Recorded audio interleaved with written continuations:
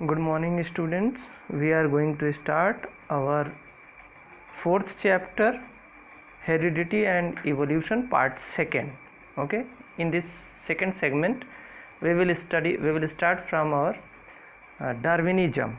हम डार्विनिज्म से पढ़ेंगे, डार्विनवाद के बारे में उन्होंने क्या हाइपोथेसिस उनकी रही है. Okay, students. Inherited traits are those characteristics which are passed from parent to offspring generation after generation because they are controlled by genes. Okay, यानी inherited traits वो inherited traits ऐसे कैरेक्टरिस्टिक्स हैं जो एक जनरेशन से दूसरे जनरेशन या parent से ऑफस्प्रिंग में ये ट्रांसफ़र होते हैं क्योंकि ये जीन्स के द्वारा कंट्रोल किए जाते हैं. ओके, जेनेटिक मटेरियल के द्वारा. Since genes have the tendency to mutate and form different alleles, a number of inherited genetically controlled variations occur in traits. There is also reshuffling of inherited variations during gametogenesis and fertilization. Okay, देखिए होता क्या है,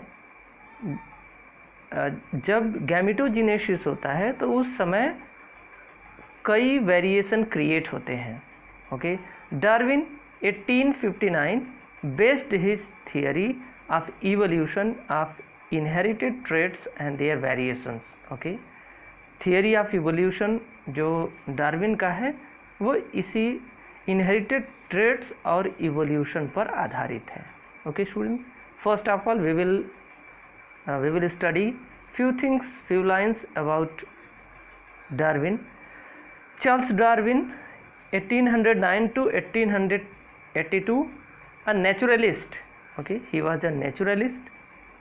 Went around the world in the survey ship HMS Beagle from 1831 to 1836. Okay, कभी कभी ये competitive exam में पूछे जाते हैं कि किस शिप से ये चार्ल्स डार्विन अपना यानी किस शिप से उन्होंने सर्वे किया था, तो उसका नाम क्या हम लिखेंगे, HMS Beagle. Okay, during this journey he collected a lot of fossil as well as flora and fauna. और इस जर्नी के दौरान उन्होंने बहुत से जीव जंतुओं को और फॉसिल्स को एक जगह कलेक्ट किया था. Darwin found some fossils resemble present day forms while others were different from related. Plants and animals of different places were different though they have same type of climate. In Galapagos Island, he found different species of finches, sparrow-like bird, having varied from forms of beak, size, food habit. All of them were related to the finches of mainland. Darwin was fascinated by the creation of large number of breed of animals by human efforts. He therefore concluded that variation occur in organisms.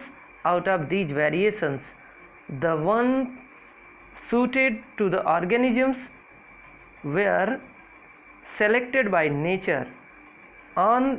They are inherited. On the accumulation, they produce new species.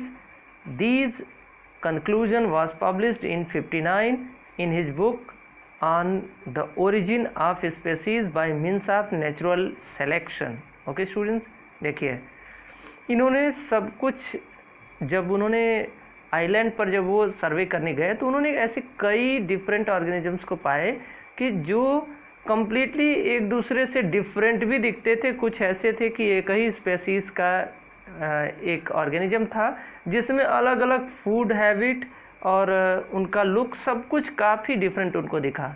तो इन सब के आधार पर वो जब उनका जो conclusion हुआ, जो जिन बातों को समझ पाए, उन्होंने उसको अपनी book on the origin of species में species by means of natural selection में उसे पब्लिश किया. स्टूडेंट्स, कभी कभी ये भी पूछा जाता है कि डार्विन के बुक का नेम क्या था. Okay, the preservation of races in the struggle of life the book is popularly called origin of species. Okay, book का पॉपुलरली नेम वो क्या था? ओरिजिन ऑफ स्पेसीज, यही बुक का नेम था। ओके, आइए देखते हैं किस तरीके से उन्होंने डार्विनिज्म में क्या बताया। The theory states that organic evolution occur through natural selection and accumulation of inheritable variation which provides structural and functional superiority to some individual over others in their survival and reproduction. The important features of the theory are as follows. Okay, इस theory के अनुसार organic evolution natural selection और accumulated character के inheritable होने के कारण होता है। ओके स्टूडेंट्स, इसमें इन्होंने यह भी बातें क्लियर की कि नेचुरल सिलेक्शन के बाद जो सुपीरियर क्वालिटी, जो सुपीरियर स्पेसीज होता है वही ये सरवाइव कर पाता है। ओके, आइए देखते हैं यहाँ पर इन्होंने कैसे बताया है। Over production, limited food and spaces. देखिए, इन सब सारी बातों का हम आपको कंक्लूजन डायरेक्टली यहाँ पे बताना चाह रहे हैं एक एग्जाम्पल के थ्रू, जिसमें इन्होंने जिराफ को लेकर के क्लियर किया था। हालांकि यहाँ पर एग्जाम्पल नहीं है, हम एग्जाम्पल के थ्रू आपको बता रहे हैं। तो डार्विन के अनुसार एक ऐसा फॉरेस्ट था जिसमें जिराफ की 2 स्पेसीज हुआ करती थी, एक छोटी गर्दन, एक लंबी गर्दन वाली। ओके, हुआ क्या कि कुछ ऐसा नेचुरल रीजन हुआ जिसके कारण वहाँ पर कंप्लीटली जो ग्रास था, लैंड पर जो ग्रास पाए जाते थे वो सूख जाते हैं, ड्राई कंडीशन हो जाता है। अब इसके बाद इनको खाने के लिए कुछ नहीं मिल पाता है, तो जो लंबी गर्दन वाले जो जिराफ होते हैं वो ट्रीज़ के थ्रू उनकी लीव्स को खाकर ये सरवाइव कर जाते हैं। लेकिन जो छोटी गर्दन वाले जो जिराफ थे, क्योंकि उन्हें फूड मिल नहीं पाता है, इसलिए वो सरवाइव नहीं कर पाते हैं। और इस तरीके से सर्वाइवल ऑफ द फिटेस्ट इन सब में क्या हो जाता है, जो सबसे फिटेस्ट होता है, मतलब लंबी गर्दन वाला जो जिराफ होता है वही सेलेक्टेड हो जाता है। और इस प्रकार लंबी गर्दन वाले जिराफ ही केवल आजकल देखने को मिलते हैं। ओके स्टूडेंट्स, ओवर प्रोडक्शन देख लीजिए, यहाँ पर फ्यू लाइन से हम आपको और भी कुछ पॉइंट्स क्लियर कर दे रहे हैं। Over production, okay, organisms have a very high reproduction potential producing a large number of offspring. okay, organisms में रिप्रोड्यूस करने की क्षमता बहुत ही अधिक होती है। लिमिटेड फूड एंड स्पेस, क्योंकि ये सबसे बड़ी बात होती है कि अर्थ पर लिमिटेड फूड और स्पेस ही है। ऐसा नहीं है कि आप जितनी पॉपुलेशन बढ़ती जाएगी यहाँ पर रहने के लिए स्पेसेस और भी बढ़ते जाएंगे, फूड भी ख़त्म नहीं होगा, ऐसी कोई बात नहीं है। स्ट्रगल फॉर एग्जिस्टेंस, अब सपोज दैट बहुत अधिक अगर मात्रा हो जाती है ऑर्गेनिज्म का, तो भोजन और स्पेस के लिए क्या होगा, देयर विल बी स्ट्रगल। और अब उसके बाद नेचुरल सिलेक्शन, अब इसमें जो जीत पाएगा वही सर्वाइवल ऑफ द फिटेस्ट होगा। ओके, वही यहाँ पर सर्वाइव कर पाएगा। इनहेरिटेंस ऑफ यूजफुल वेरिएशन, अब यूजफुल वेरिएशन क्या हुआ, जैसा कि आपको मैंने बताया, छोटी गर्दन वाले फिनिश्ड, लंबी गर्दन वाले जो जिराफ थे वो सर्वाइव कर जाते हैं। Like this there is formation of new species. Okay, now we will study about origin of life on earth. आइए हम लोग पढ़ते हैं कि अर्थ पर लाइफ का फॉर्मेशन कैसे हुआ होगा। Okay students, life originated on the earth through chemosynthesis or formation of coming together of biochemicals. Okay students, ध्यान से समझने का प्रयास कीजिएगा। यानी लाइफ का जो ओरिजिनेशन हुआ था वो कीमोसिंथेसिस के कारण हुआ था, यानी बायोकेमिकल्स जो अवेलेबल थे उस समय के ओशन में, उसके सिंथेसिस के द्वारा हुआ था। It is called naturalistic theory, जिसे हम नेचुरलिस्टिक थियरी बोलते हैं, और theory of chemical origin of life, और इसको हम क्या बोलते हैं, theory of chemical origin of life बोलते हैं। The theory was given by Russian scientist Oparin and British turned Indian scientist J.B.S. Haldane, okay, ये दो ऐसे साइंटिस्ट थे जिन्होंने इस थियरी को प्रपोज किया था, okay. At the time of formation of earth, lighter elements present on surface of in their atomic state, hydrogen, carbon, nitrogen, oxygen, okay. यानी जिस समय अर्थ बनी थी उस समय हाइड्रोजन, कार्बन, नाइट्रोजन ये एटॉमिक स्टेट में अवेलेबल थे, okay. With the slight lowering of surface temperature on the earth, the lighter element interacted and formed water, यानी ऑक्सीजन और हाइड्रोजन मिलकर के वाटर बनाए, CH यानी मेथेन, कार्बन और हाइड्रोजन मिलकर मेथेन बनाए। ये सभी लाइटर एलिमेंट थे, एक दूसरे के करीब आए और ये सिंथेसिस करके इन्होंने water, methane, ammonia, molecular hydrogen और कार्बन डाइऑक्साइड का निर्माण कर लिया।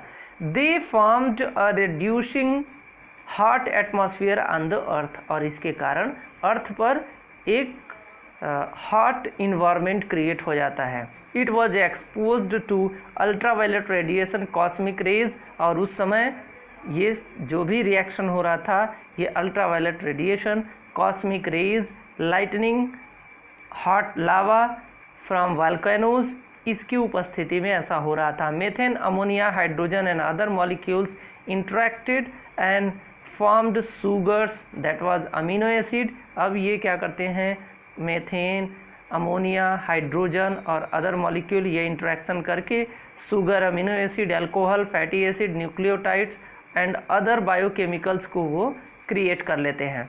With further interaction and polymerization, complex organic molecules were formed, और इस तरीके से कॉम्प्लेक्स ऑर्गेनिक मॉलिक्यूल बन जाते हैं। Their aggregation formed coacervates are colloidal complex, okay. अब ये एक जगह इकट्ठा हो जाते हैं और ये इनका नाम उस वक्त क्या, इसका नाम क्या रखा गया, इसका नाम कोएसर वेट्स या कोलाइडल कॉम्प्लेक्सेस इसको बोला गया। They develop covering membrane of nucleic acid to produce protocellular primitive cell, जिसके चारों तरफ एक कवरिंग पाया गया न्यूक्लिक एसिड का। इस तरीके से आपका प्रिमिटिव सेल बना, ओके। नाउ एक्सपेरिमेंटल प्रूफ, देखिए एक्सपेरिमेंटल प्रूफ के लिए साइंटिस्ट ने लैब में अच्छे ढंग से उसको कम्प्लीटली प्रूफ भी इसे किया है, जिसमें उन्होंने हीट प्रोड्यूस करके फिर कार्बन मीथेन गैस और ये सब चीज़ों को सिस्टमेटिक बना करके इन्होंने किया है, okay. Stanley Miller and Urey, ये दो ऐसे साइंटिस्ट थे। In 1953 assembled an apparatus to provide colloidal condition similar to those of early earth, okay. इन लोगों ने क्या किया, अर्ली अर्थ में जैसा इन्वायरमेंट था उसके अनुसार इसको क्रिएट करने का इन्होंने प्रयास किया।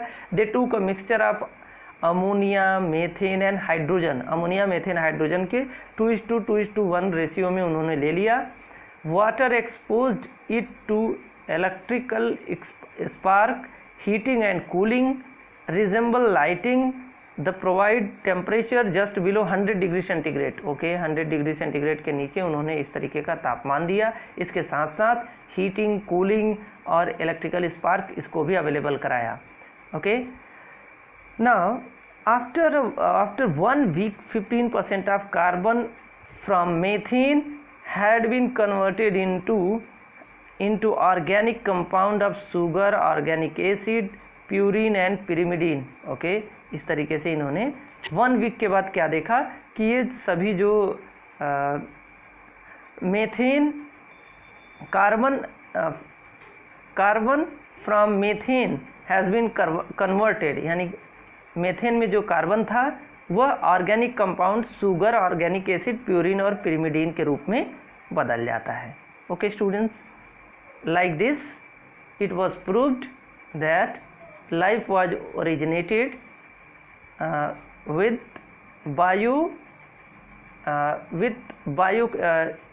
togetherness of biochemicals, यानी different biochemicals के एक साथ कलेक्ट होने से फर्स्ट लाइफ का फॉर्मेशन फर्स्ट प्रिमिटिव सेल का हुआ था।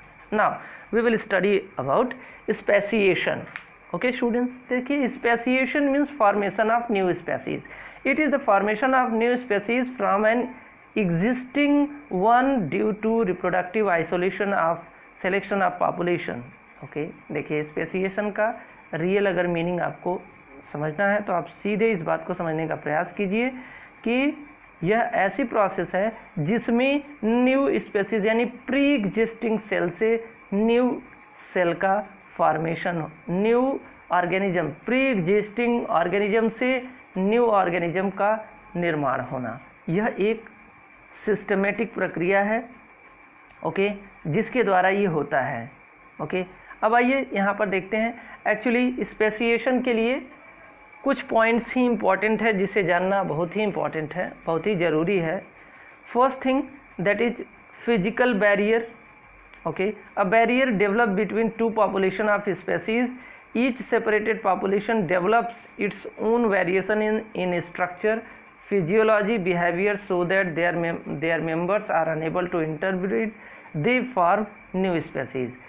कुछ ऐसी बैरियर्स हो जाती हैं, कुछ ऐसी चेंजिंग आ जाती हैं, जैसे स्पेसिएशन के बाद न्यू स्पेसीज ह्यूमन बीइंग और सपोज दैट आप मान लीजिए ऐप का यानी बंदरों का और ह्यूमन बीइंग में क्या अंतर आया कि वो इससे एडवांस ऑर्गेनिज्म क्रिएट हुए जिनके बिहेवियर से लेकर के सब कुछ में चेंजिंग आ गया। ये पेड़ों पर रहना नहीं पसंद करते थे, ये नॉर्मल लाइफ लीड करना चाहते थे, ये सीधे खड़े होकर के चलना इन्हें अच्छा लगता था।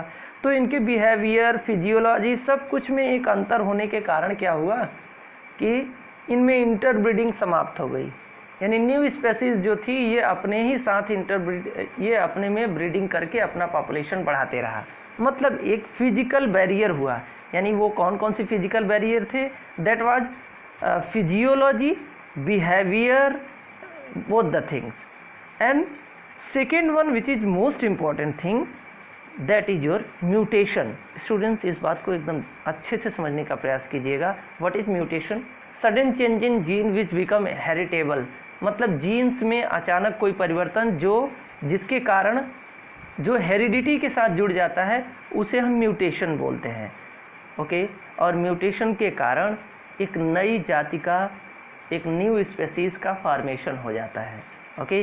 A large mutation can make a member reproductively isolated from rest, a change in chromosome number has also a similar effect okay. जैसे ही म्यूटेशन होता है तो नंबर ऑफ क्रोमोसोम्स में भी कुछ चेंजिंग आ जाती है जिसके कारण ये कंप्लीट इसका असर पड़ता है और एक नई जाति का फॉर्मेशन हो जाता है। Same as it is geographical isolation. यहाँ पर देखिए जेनेटिक ड्रिफ्ट को दिया है, जेनेटिक ड्रिफ्ट से ज़्यादा इंपॉर्टेंट होता है जियोग्राफिकल आइसोलेशन ओके। स्टूडेंट्स आइए हम लोग जियोग्राफिकल आइसोलेशन के बारे में जानते हैं। जियोग्राफिकल आइसोलेशन में डिफरेंट टाइप के जो ऑर्गेनिजम्स हैं वो अलग अलग इन्वायरमेंट में सर्वाइव करते हैं। जैसा कि आप देख रहे हैं कि अमेरिकन ह्यूमन बीइंग और इंडियन या चाइनीज को ही ले लीजिए, चाइनीज और इंडियन में अंतर क्या हो जाता है, क्योंकि वहाँ पर जो जियोग्राफिकल कंडीशन है उसके अकॉर्डिंग उनकी आईज़, उनके फेशियल एक्सप्रेशन कंप्लीट डिफरेंट होते हैं। इसका रीज़न क्या है? क्योंकि वहाँ का जो टेम्परेचर है, वहाँ का जो जियोग्राफिक कंडीशन है उसके अकॉर्डिंग नेचर ने उनको क्रिएट किया, और क्योंकि वो खुद से आइसोलेट करके खुद के लिए उन्होंने एक अलग कंट्री बनाया और वहाँ पर वो सर्वाइव कर रहे हैं, इसलिए वहाँ पर उस टाइप की विशेष वैरायटी, विशेष फेस और आइज टाइप का फिगर का आप देख रहे हैं कि डेवलपमेंट हो रहा है। Same as it in India, India का अपना जियोग्राफिकल सिस्टम है, यहाँ का अलग टेम्परेचर है, यहाँ एक अलग ढंग से रहने के कारण यहाँ के लोगों का फेशियल एक्सप्रेशन, उनके कलर्स, उनके बिहेवियर सब कुछ कंप्लीट जो अदर कंट्रीज हैं उनसे कंप्लीट डिफरेंट दिखते हैं। Why it is so? It is due to geographical isolation, क्योंकि जियोग्राफिक कंडीशन भी कहीं ना कहीं वो भी म्यूटेशन क्रिएट कर देती है किसके अंदर, जीन्स के अंदर ओके। ये वन डे का कोई प्रोसेस नहीं होगा, ये लॉन्ग टर्म प्रोसेस होता है, ये मिलियंस ऑफ ईयर्स के बाद ऐसा क्रिएशन हो जाता है, जिसके कारण ये जियोग्राफिकल आइसोलेशन के कारण वहाँ की जो पर्टिकुलर कंट्री का जो पर्सन है वो कंप्लीट किसी सेकेंड कंट्री से अलग सा दिखता है okay. Same as it is अगर हम इंडिया और पाकिस्तान की बात करें तो आप क्या देखते हैं, लगभग एक जैसे ही दिखते हैं, क्योंकि जियोग्राफिकल कंडीशन पहले के लोगों का क्या था, वो सभी इंडियन ही थे। Okay, now we will study about evolution and classification. Okay students, evolution and classification we will study about it. Classification is the arrangement of organism into group, subgroups on the basis of similarity and dissimilarity. Classification का मतलब होता है different organisms को grouping करना, उनकी similarity और डिससिमिलरिटी के आधार पर उनकी हायरार्की को मेंटेन करके उनकी रिलेशनशिप को समझाना, इसी को हम क्या बोलते हैं, क्लासिफिकेशन बोलते हैं।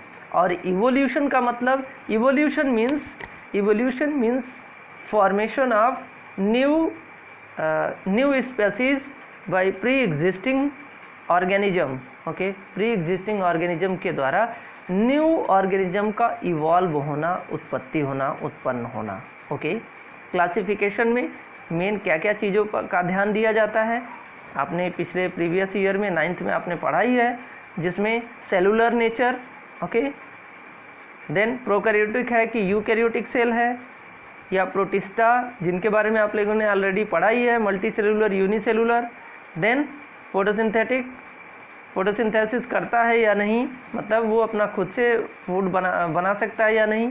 होलोजोइक न्यूट्रिशन है, स्केलेटन उसका कैसा है, इन सब चीज़ों को ध्यान में रख करके क्लासीफाई किया जाता है। Now tracing evolutionary relationship. आइए अब हम लोग जानते हैं कि हम किस तरीके से इवोल्यूशनरी रिलेशनशिप अपने इंसेस्टर्स का निकाल सकते हैं, यानी कैसे हम स्टडी करके ये जान सकते हैं कि जो प्रेजेंट ऑर्गेनिजम्स हैं ये कहीं ना कहीं अपने किसी न किसी प्री एग्जिस्टिंग ऑर्गेनिज्म से इनकी मैचिंग हो रही है, इसको हम कैसे इसकी रिलेशनशिप को क्लियर कर सकते हैं। Common characteristics use in identify common ancestry does not mean that they are morphologically and functionally similar, they should have a similar basic pattern of structure, though they may have different appearance and different function due to evolution. Okay, evolution के कारण उनमें बहुत सी चीज़ें एक दूसरे से मिलती जुलती रहती हैं। They are all homologous organs. Okay, homologous organs मतलब उत्पत्ति के आधार पर देखा जाए तो होमो मीन्स सेम, एक ही जैसा वो ऑर्गन दिखते हैं।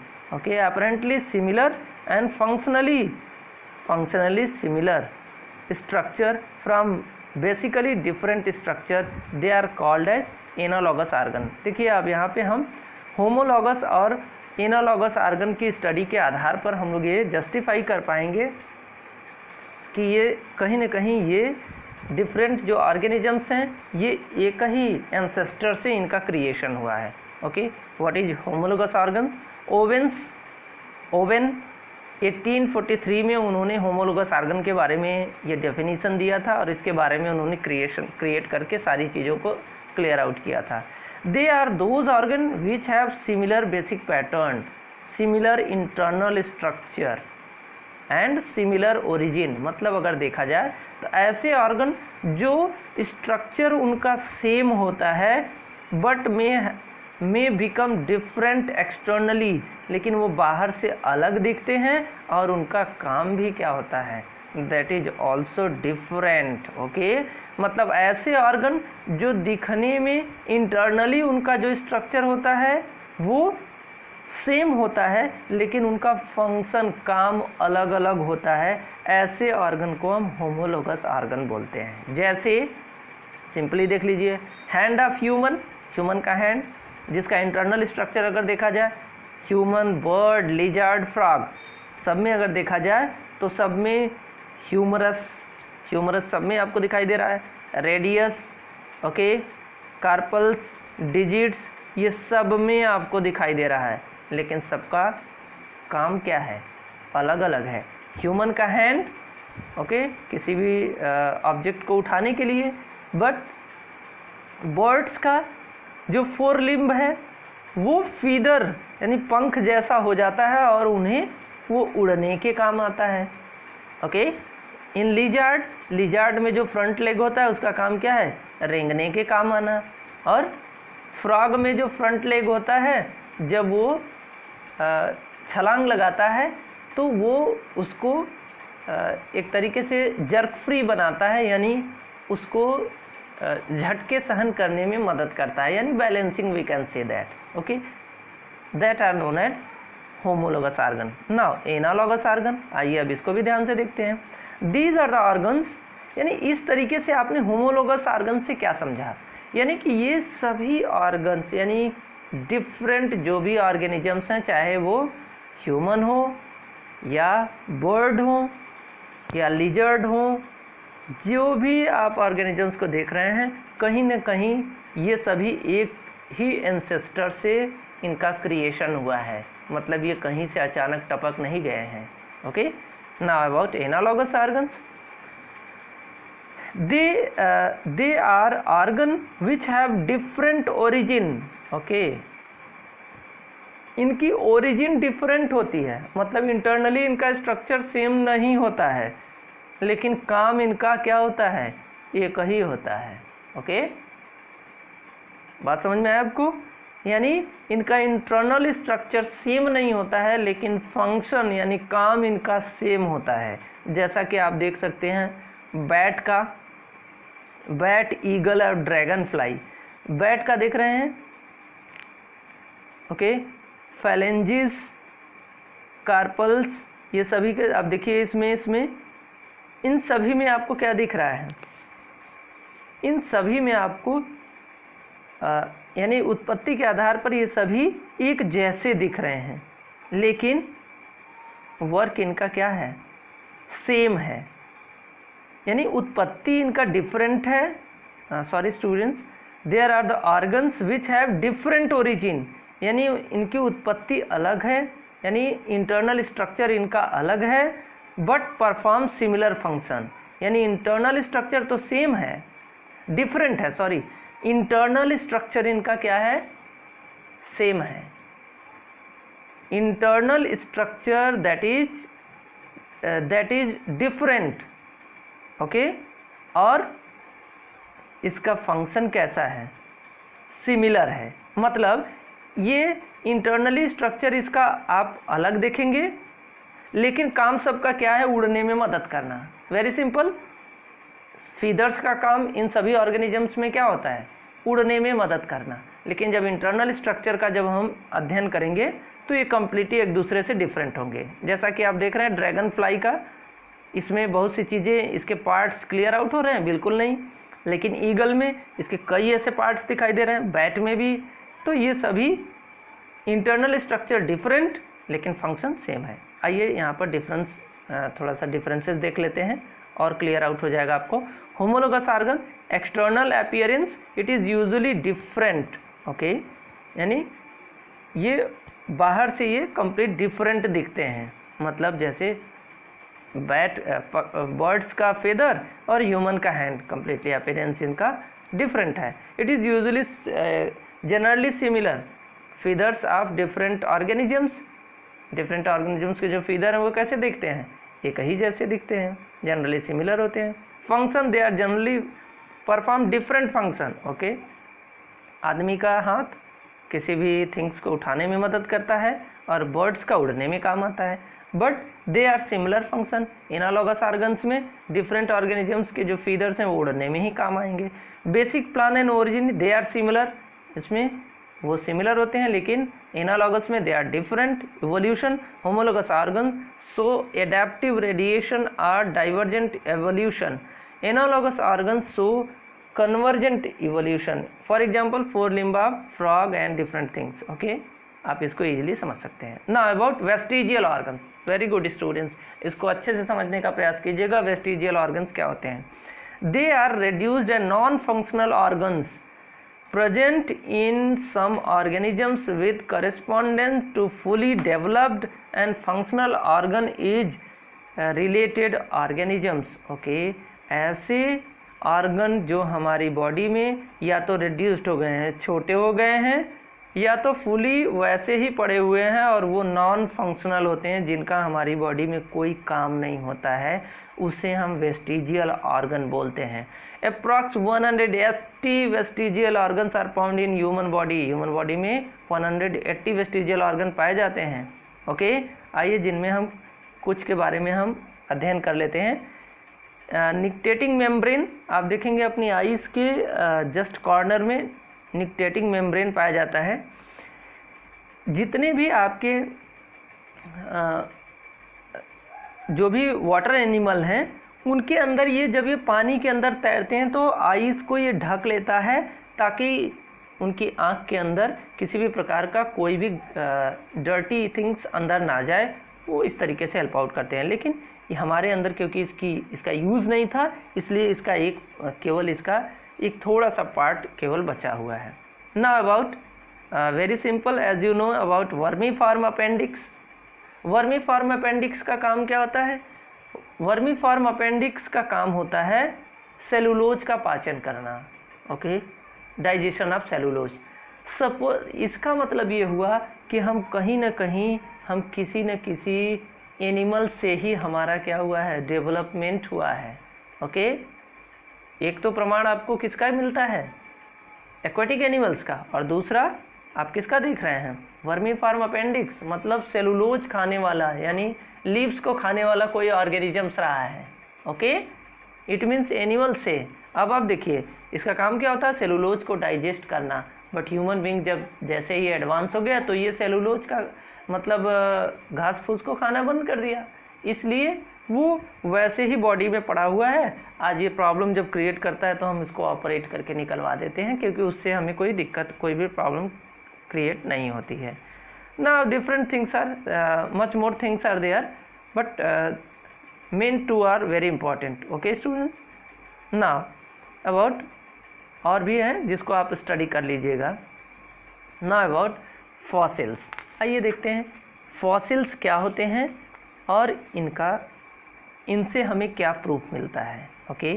Fossils are remains, traces and impression of past organisms. Fossils क्या होते हैं, ये या तो पास्ट में यानी पिछले समय में पाए जाने वाले डिफरेंट ऑर्गेनिजम्स की स्केलेटन हो सकते हैं, या ट्रेसेस या इम्प्रेशन, कहीं किसी भी ऐसा कोई प्लेसेस हो सकते हैं जहाँ पर एक कोई धब्बा पड़ा हुआ एक पार्ट भी, इम्प्रेशन भी मिल सकता है, इसी को हम फॉसिल बोलते हैं, okay. They occur in sedimentary rock, अगर एक्चुअली देखा जाए तो वो रॉक्स पर पाए जाते हैं, या तो लावा या स्नो पर ये देखने को मिलता है, ओके स्टूडेंट्स। यहाँ पर जो इम्पोर्टेंट क्वेश्चन है ये 1 मार्क्स में पूछा जाता है। Branch of biological science that deals with study of fossil is called palaeontology. ध्यान दीजिएगा, बायोलॉजी की वह शाखा जिसके अंतर्गत हम फॉसिल का स्टडी करते हैं उसे हम पैलिएंटोलॉजी बोलते हैं। इसको अच्छे से पढ़ लीजिएगा, ओके ना। Fossils provide a direct evidence of evolution. देखिए जैसे ही जब आप फॉसिल के बारे में स्टडी करते हैं तो डायरेक्टली इस बारे में क्लियरेंस कर देते हैं कि वो इसी से ही किसी न किसी कोई ऑर्गेनिज्म ऐसा रहा होगा और उसकी कैसे उत्पत्ति हुई होगी, ये डायरेक्ट इवोल्यूशन का एविडेंस दे देते हैं। They are often called written document of evolution, okay. इन्हें रिटेन डॉक्यूमेंट ऑफ इवोल्यूशन बोला जाता है। Fossil record shows that different types of organism reappeared at different times, okay. ये इस रिकॉर्ड को क्लियर करते हैं कि पास्ट में किस किस तरीके से डिफरेंट ऑर्गेनिजम्स की उत्पत्ति हुई होगी। Many of them become extinct later, बहुत से ऐसे थे जो कि आगे चल के कम्प्लीटली समाप्त हो गए, जैसे कि आप डायनासोर के बारे में जानते हैं।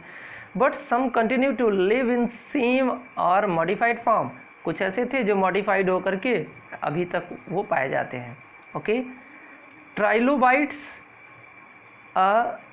Palaeozoic 500 to 600 million years, arthropods with trilobes, dorsal plates, a pair of antenna and joint appendage, okay.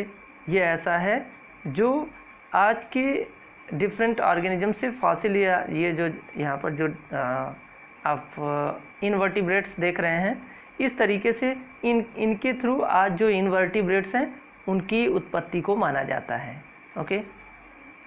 Now here which is most important we have to study here, that is archaeopteryx. आप लोग ध्यान से पढ़िएगा आर्कियोप्टेरिस्क के बारे में, और बाकी जो चीज़ें हैं वो नॉर्मल हैं जिसको आप समझ भी सकते हैं।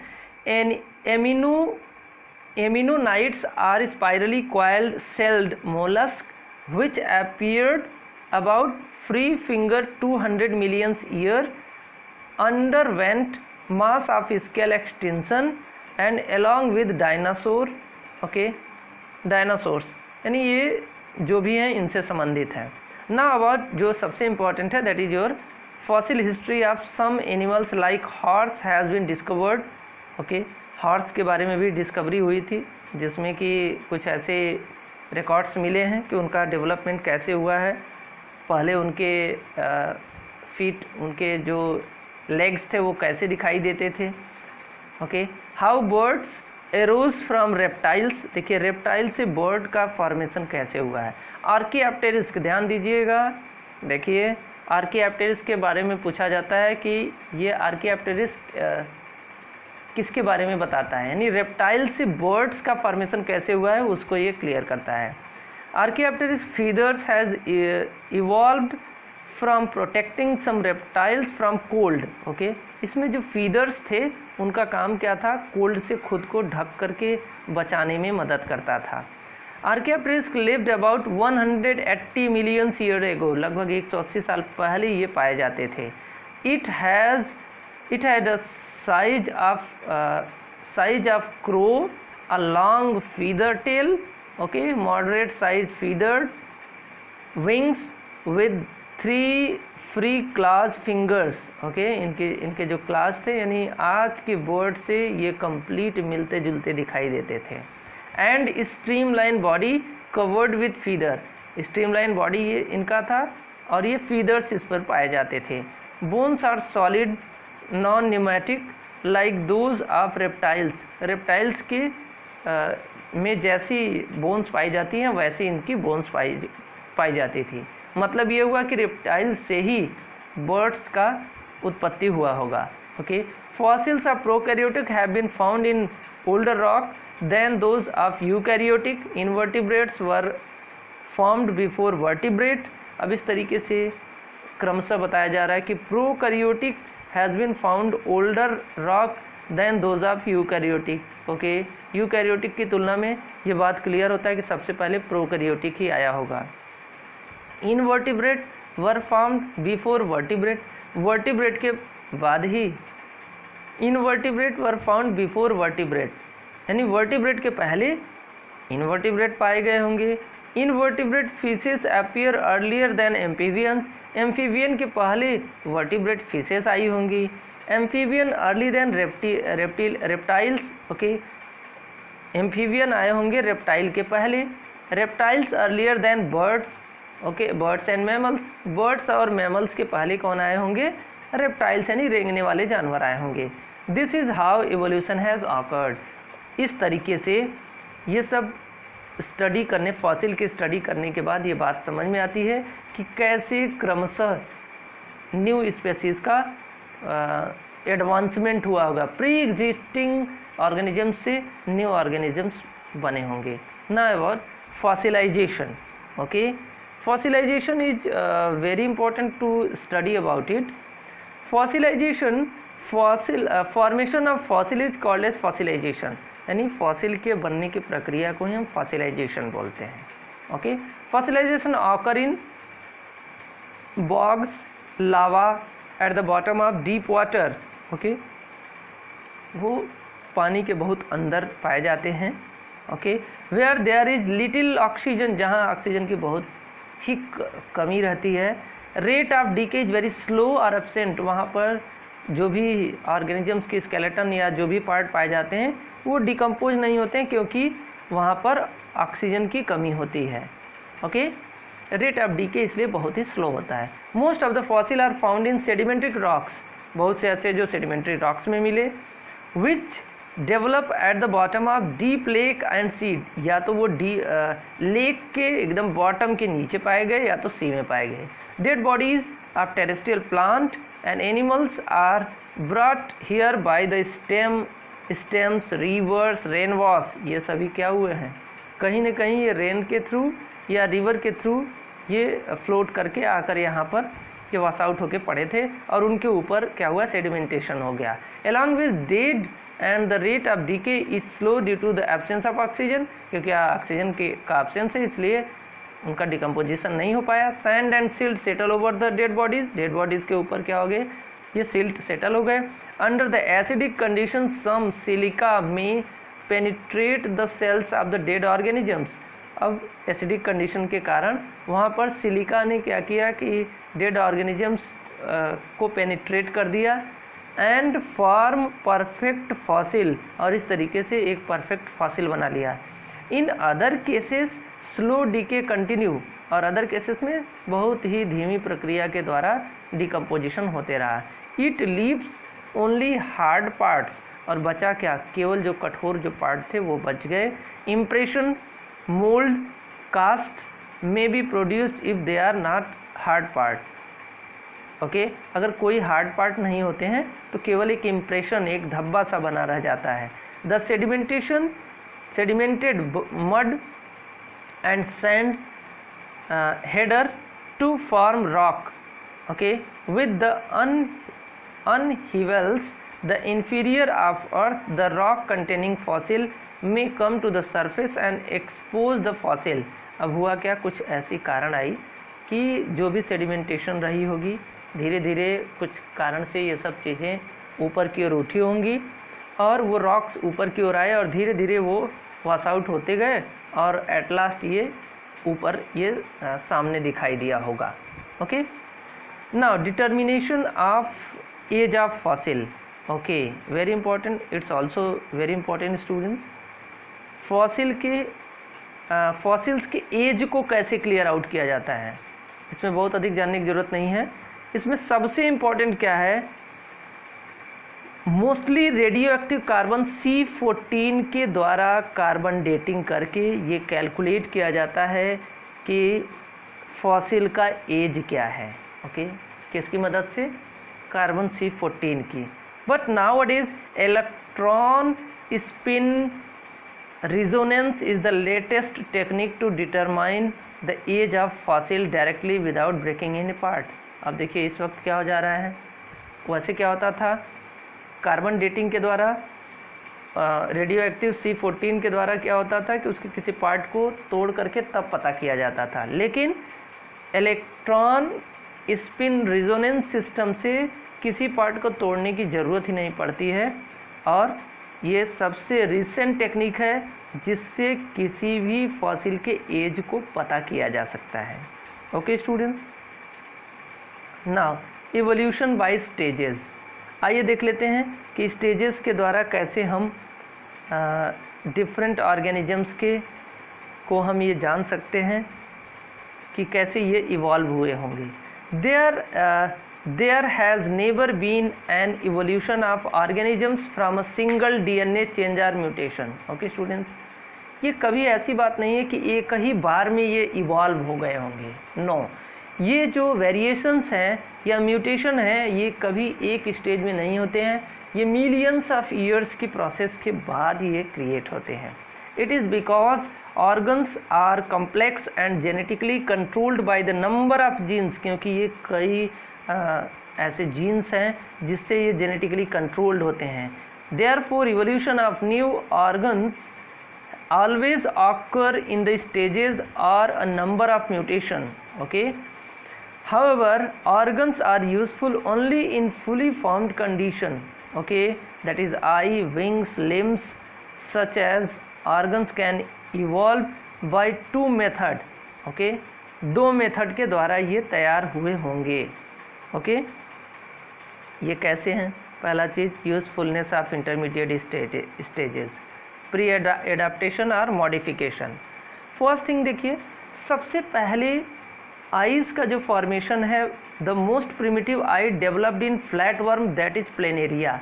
ऐसा माना जाता है कि प्लेनेरिया एक ऐसा ऑर्गेनिज्म है जिससे ही पहली आई का डेवलपमेंट हुआ होगा, क्योंकि प्लेनेरिया में 2 ऐसी स्पॉट्स पाई जाती हैं आइज़ की विच आर फोटो सेंसिटिव, यानी जैसे ही उस पर कोई लाइट की रेज पड़ती है तो उसे ये बात पता चल जाता है कि किस साइड से कोई लाइट की रेज आ रही है, उसको ये ऐसा फील हो जाता है। मतलब उसमें लेंसेस नहीं थे, सब कुछ वो क्लियर आउट नहीं हो पाता था, लेकिन उसे ये समझ में आ जाता था कि किस साइड से रेज आ रही हैं। मतलब ये कहने का हुआ, ये प्रिमिटिव आई का अगर फॉर्मेशन की बात बोलें तो ये डेवलपमेंटल स्टेज में अगर देखा जाए तो ये प्लेनेरिया से स्टार्ट हुआ है। Okay, in the most primitive apps developed in flatworm planaria, they are eye spots which are photosensitive. The eye spot help the animals to be aware of environment. इससे वो environment के बारे में aware हो जाता था. Such photosensitive eye spots also occur in annelids. ऐसे जो eye spots हैं वो annelids में भी पाए जाते हैं. The insect, crustaceans, both the simple eyes as well as compound eye evolved. यानी धीरे धीरे ऐसे ही एक कंपाउंड आई इवॉल्व हुई होगी. Compound eye give mosaic vision. Okay, compound eye से मोज़ेक विज़न मतलब एक क्लियर कट विज़न नहीं, कई टुकड़ों में बटा हुआ इमेज बनता है. Perfect eyes developed in mollusc. और इस तरीके से देखने को मिलता है कि मोलस्क में जो ऑक्टोपस है उसमें परफेक्ट आइज का फॉर्मेशन हो गया था.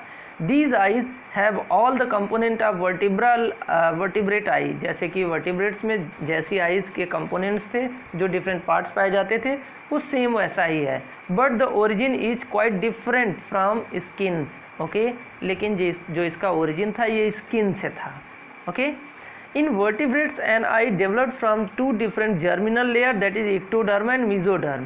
vertebrates में दो लेयर से बनी होती है, दो जर्मिनल लेयर से, जिसे हम इक्टोडर्म और mesoderm बोलते हैं. It is clear that eye has evolved through different pathway and different intermediate stages in different groups. और इस तरीके से अब हम यहाँ पर पढ़ने से हमें क्या पता चला कि डिफरेंट स्टेजेस के द्वारा ही ये पास आउट होकर के आईज धीरे धीरे एडवांसमेंट होती गई और लेटर ऑन नेक्स्ट स्टेजेस में आते आते एक परफेक्ट आई का फॉर्मेशन हो सका. ओके, नाउ प्री एडाप्टेशन और modification. Okay, now both limbs and wings have developed through this method. यानी इस मेथड के द्वारा फोर लिम्ब और इसके साथ साथ विंग डेवलप्ड हुए होंगे.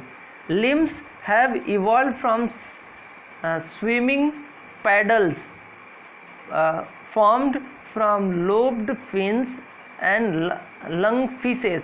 Wings have been formed by modification of fore limb that were covered with feathers. Okay, देखिए यहाँ पर ये बताने का प्रयास किया जा रहा है कि जो फोर लिम्ब है ये मॉडिफाइड हो करके वह फीदर के रूप में चेंज हुआ होगा. यानी जो एविस थे, यानी ऑर्गेनिजम्स जिनमें पाए जाते थे feathers evolve in dinosaur for thermoregulation. देखिए डायनासोर्स में क्यों फीदर्स पाए जाते थे? ये थर्मोरेगुलेशन, उन्हें ठंडी और गर्मी से बचाने में मदद करने के लिए इवॉल्व हुए थे, जबकि ये उड़ते नहीं थे. Okay, in members of dinosaur family of small dinosaur feather has been found to be present all over the body as well as cover the fore limb. और ये क्या करता था कि जो फोर लिम्ब होता था, फोर लिम्ब में ये उसमें क्या पाए जाने लगे थे? फीदर्स उसमें बने थे, जिस फीदर्स की मदद से उसकी कंप्लीट डायनासोर की एक ऐसी फैमिली थी जो फीदर से ढकी हुई थी. These feathered forelimb helped the small dinosaurs in longer jump. अब ये किस में मदद करती थी? ये लंबी ऊंची कूद, इनको कूदने में मतलब कूदने में, उनको जंप करने में उनको हेल्प आउट करता था. Okay, and then flying with conversion of four limb into that evolution has occurred in the stages can be found out of the formation of different structure and form a common ancestral design. Okay, अब देखिए हुआ क्या, यानी शुरू में क्या था, जो ऑर्गेनिजम्स थे उनके पास ये नहीं था, लेकिन ये माना जाता है कि डायनासोर्स के थ्रू ही, डायनासोर्स में धीरे धीरे वो फीदर्स डेवलप हुई और इसी से एवीज में फुल्ली डेवलप्ड हो गए। ओके, जिसमें उनमें उसमें वैसे ये थर्मो रेगुलेशन का काम करता था, लेकिन लेटर ऑन इसकी यूजेबिलिटी क्या हो गई, मॉडिफाइड हो गया। पहले तो 4 लिम्ब का ही काम करता था इनका, लेकिन ये मॉडिफाई करके एवीज में वो किस यूज़ में आने लगा, उनको उड़ने में काम आने लगा। Now about wild cabbage. देखिए वाइल्ड कैबेज, यहाँ पर ये जो बात वाइल्ड कैबेज की जो बोली जाती है, that is your artificial selection in wild cabbage. इसको आर्टिफिशियली ह्यूमन बीइंग ने क्या किया, इसको सेलेक्ट किया और एक न्यू डिफरेंट टाइप की न्यू स्पेसीज का फॉर्मेशन हुआ। ओके, आइए देखते हैं कैसे। Artificial selection in wild cabbage, the plant has been under cultivation for more than 2000 years of food plant. Okay, human being ने क्या किया, पहले प्लांट्स को इन्होंने उगाना शुरू किया और आर्टिफिशियल सिलेक्शन इन्होंने प्रारंभ किया और 2000 सालों तक इन्होंने उसको डिफरेंट तरीके से इंटरब्रीडिंग करा करके न्यू स्पेसीज को इन्होंने क्रिएट कर लिया आर्टिफिशियल सिलेक्शन करके। Different times have given rise to the following vegetables, और धीरे धीरे नई टाइप की वेजिटेबल्स क्रिएट होती गई, जिनमें कैबेज, केल,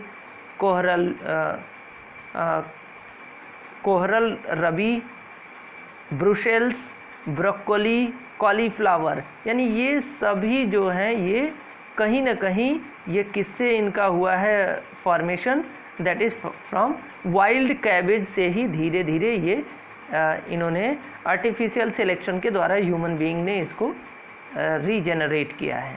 ओके, नाउ एवरी म्यूटेशन और change in traits is caused by the change in the nucleotide sequence. इस बात को आप समझने का प्रयास कीजिएगा कि जो भी चेंज होता है, डीएनए चेंजेस, डीएनए में देखिए चेंजेस कैसे होते हैं। Every mutation change in trait is caused by the change in nucleotide sequence, that is DNA representing a gene, यानी जीन के अंदर जो डीएनए होते हैं उसके न्यूक्लियोटाइड सीक्वेंस में चेंज होने के कारण एवरी म्यूटेशन, यानी जो भी म्यूटेशन होता है वो इसी कारण से होता है। म्यूटेशन किस कारण हो रहा है, जीन्स के अंदर जो डीएनए पाए जाते हैं उस डीएनए के सीक्वेंस में जो न्यूक्लियोटाइड का ABC जैसे उसका क्रम है, उस क्रम में परिवर्तन होने के कारण होता है। All the changes that an organism has undergone in its evolution is represented in the form of changes in DNA, यानी जो भी चेंजेस होती हैं वो DNA में चेंज होने के कारण ही होगा। Comparison of DNA during their evolution, the method is used in determining evolutionary relationship of molecular phylogeny। Okay, molecular phylogeny को समझने का प्रयास कीजिएगा। Determining the evolutionary relationship by comparing nucleotide sequence of DNA molecule and amino sequence in different organisms is called as molecular phylogeny.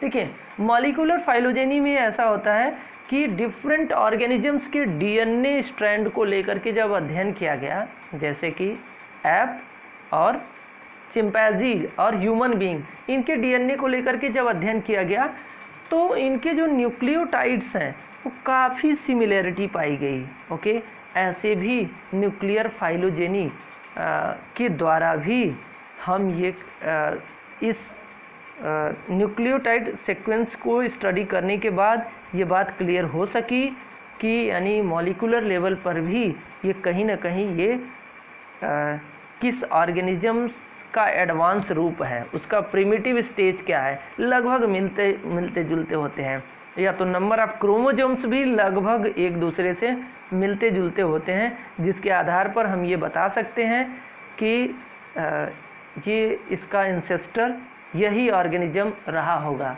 जैसा कि chimpanzee को माना जाता है। Okay, by determining the DNA test, ये डीएनए टेस्ट के द्वारा ही ये क्लियर आउट हुआ होगा। Okay, evolution should not be equated with progress, इसको पढ़ने की आपको विशेष ज़रूरत नहीं है। अब यहाँ पर हम लोग देखते हैं that is human evolution. Okay, human evolution कैसे हुआ है।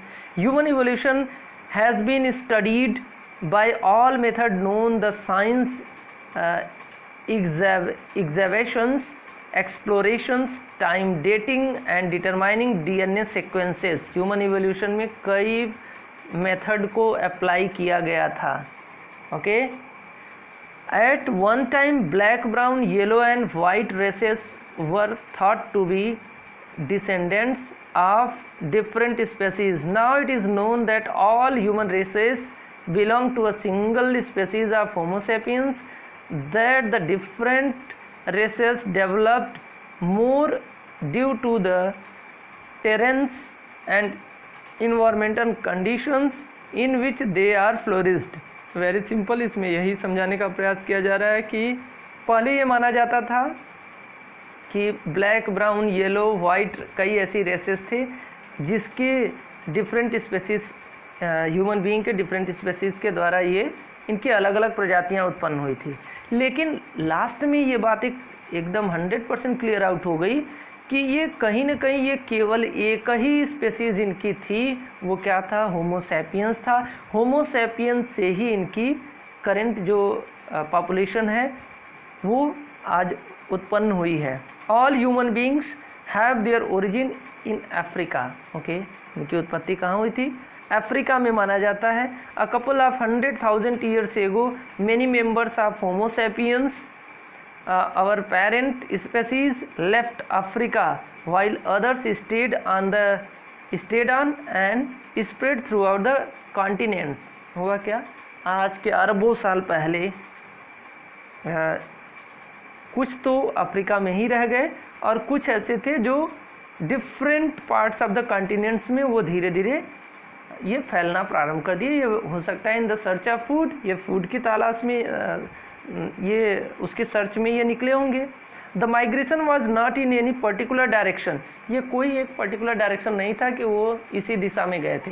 वो डिफरेंट कॉन्टिनेंट्स में ये फैल गए. Instead they move forward as well as backward, farming groups. ये धीरे धीरे इन्होंने ग्रुप बनाया. सेपरेटिंग इन सब ग्रुप. धीरे धीरे ये सब ग्रुप में ये अलग होते गए. Even moving into out of Africa several time. ये अफ्रीका से कई बार डिफरेंट पार्ट्स में घूमने के लिए ये भोजन के तलाश में निकले होंगे. The modern human being to sub species of human homo sapiens sapiens, यानी जो ह्यूमन बीइंग है ये होमो सैपियंस का ही ये पार्ट है. The two other that is homo sapiens neanderthalensis and homo sapiens fossils evolved and disappeared during the period of ice age. ice age के समय में दो इनकी ऐसी कैटेगरी ह्यूमन की रही है जो कम्प्लीटली वैनिश हो गई है, फिनिश्ड हो गई है. That is homo sapiens fossils and homo sapiens neanderthalensis. Okay. ये डिसअपियर हो गई है. Modern human survived this ice age. और ये जो आइस एज था, आइस एज में मॉडर्न ह्यूमन ही क्या कर पाया? वो सरवाइव कर पाया. Therefore human being are not unique. They came into existence as an accident of nature. Okay. प्रकृति में कुछ ऐसा एक्सीडेंटल चेंजेस आया जिसके कारण ये क्रिएट हुए. And survive the vagaries of nature trying to live their lives the best they could. और इस तरीके से वो खुद को अच्छे तरीके से in according to the environment खुद को वो सेटल करते गए.